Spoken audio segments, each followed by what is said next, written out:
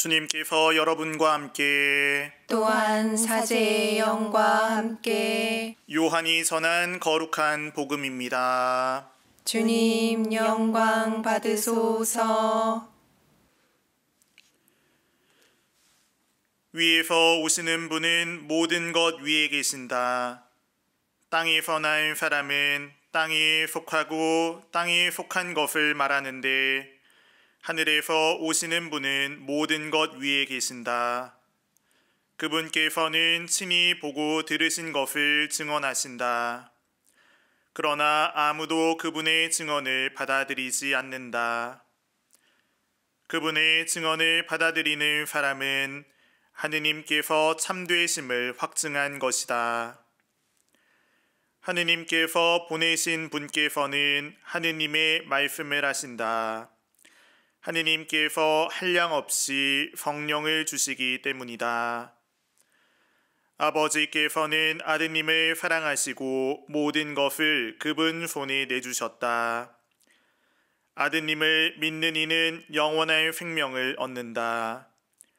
그러나 아드님께 순종하지 않는 자는 생명을 보지 못할 뿐만 아니라 하느님의 진노가 그 사람 위에 머무르게 된다. 주님의 말씀입니다. 그리스도님 찬미합니다.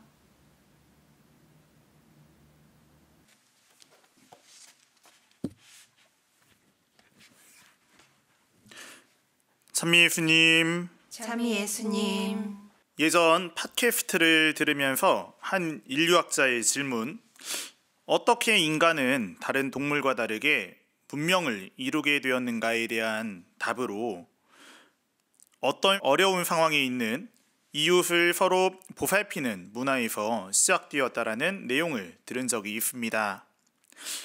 그에 대한 근거는 약 1만 5천 년 전 발견된 대퇴골이 부러졌다가 이어진 인간의 유골이었습니다. 동물들은 다리가 부러지면 자기 스스로 먹이를 구할 수 없고 천적의 위협에서 도망갈 수 없기 때문에 다리가 완전히 나을 때까지 살아남을 수가 거의 없었습니다. 이 때문에 대부분의 동물 유해는 부러진 다리뼈를 지닌 유골이 많은 반면 인간은 다리를 다친 동료를 버리지 않고 음식을 가져다주고 천적의 위협에서 보살피며 완전히 회복할 때까지 보살펴 주었다라고 인류학자들은 추정합니다. 인류학자들은 이렇게 다른 동물과 구분되는 인간의 행위가 인간들 스스로 연대하고 공동체를 이루어 문명을 발전시키고 세상을 변화시켰다라고 주장합니다. 저는 이 이야기를 들으며 조심스럽게 우리가 하느님의 모습을 닮았다라는 점은 어려운 일을 돕고 함께 공동체를 이루고 관계 안에서 살아가며 자신의 수고로움마저도 감수할 줄 아는 희생하는 마음이 아닌가 묵상하려 합니다. 우리는 부활 제2주간을 맞이하여 예수님과 니코데모의 이야기를 통해 위로부터 새로 태어남, 하느님의 성령으로 새롭게 태어남에 대해 묵상합니다. 우리가 성령으로 새롭게 태어났다라는 것은 하느님의 말씀을 알아듣고 그분의 사랑하는 마음을 닮은 모습을 지니고 살아가도록 초대받는 일입니다.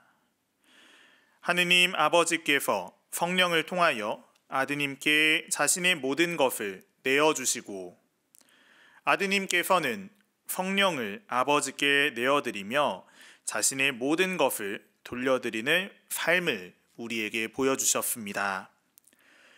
그리고 이제는 우리를 교회 안에서 기르시고 당신의 사랑으로 이끌어주시며 스스로 내어주는 사랑의 삶을 살아가도록 우리를 초대하고 계십니다.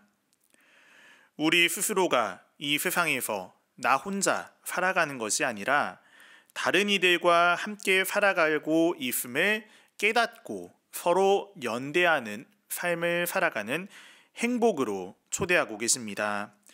그렇기에 예수님의 부활의 삶을 살아간다라는 것은 우리가 하느님 모습대로 창조되었다라는 우리 본연의 모습을 되찾고 그 삶을 살아가는 일일 것입니다. 특별히 오늘은 성모성월의 첫날이며 노동자의 성요셉 기념일이기도 합니다. 가톨릭 교회는 노동의 가치에 대해 인간이 자신의 존엄을 실현하고 하느님의 창조 사업에 동참하여 본연의 행복을 이루어가는 여정이라고 가르칩니다. 그러나 오늘날 현대사회 안에서 노동은 그 본연의 가치가 훼손되어 이윤 추구와 자본의 논리에 함몰되어 버렸습니다. 그 안에서 인간의 존엄을 사라지고 인간을 도구로 보며 가치가 없어지면 버려버리는 폐기의 문화가 자리 잡고 말았습니다.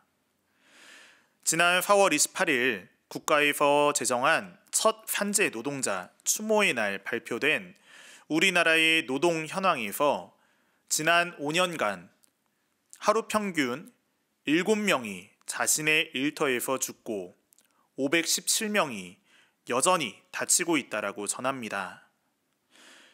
이윤보다는 생명을 외쳐왔던 수많은 시간에도 불구하고 여전히 많은 노동자들은 산업재해의 틈바구니로 위협 속으로 내몰리고 있습니다.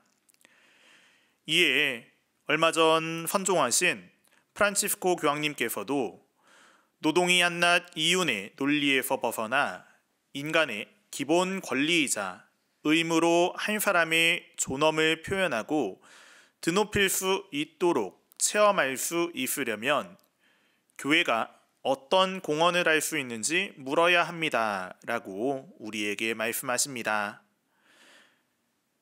나만의 이익, 내 단체만의 이익을 뛰어넘어 서로가 연대할 수 있는 문화, 특별히 가난하고 소외된 이들도 자신들의 존엄과 행복에서 소외되지 않고 함께 연대할 수 있는 정책과 문화가 필요하다라고 교황님께서는 자신의 회칙 모든 형제들에서 가르치십니다.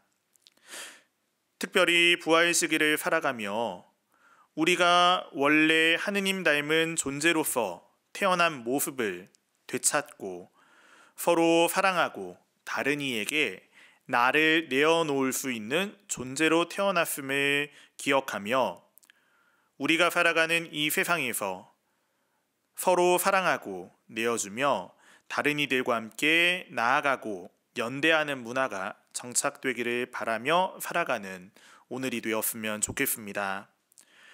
그러기에 먼저 나에 갇힌 이기적인 탐욕에서 벗어나 우리가 함께 살아가는 공동체임을 기억하고 내 눈에 보이지는 않지만 우리가 함께 살아가고 있는 형제들과 연대하고 있는 세상임을 기억하는 오늘 하루가 되었으면 좋겠습니다.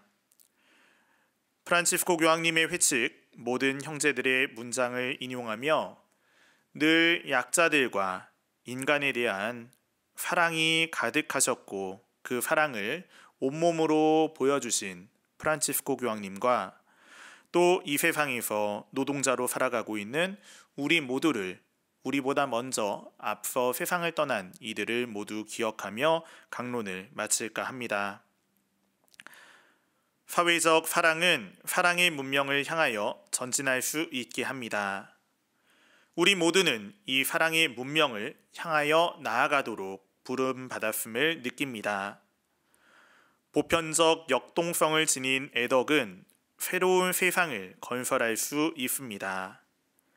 애덕은 그저 공허한 감정이 아니라 모든 사람의 발전을 위한 효과적인 길을 발견하는 최상의 방법입니다. 사회적 사랑은 현대 세계의 문제들에 새롭게 접근하는 방식을 가르쳐 줄 수 있고 사회 구조들과 사회 조직, 법적 체계들을 내부로부터 쇄신할 수 있는 힘입니다. 아멘.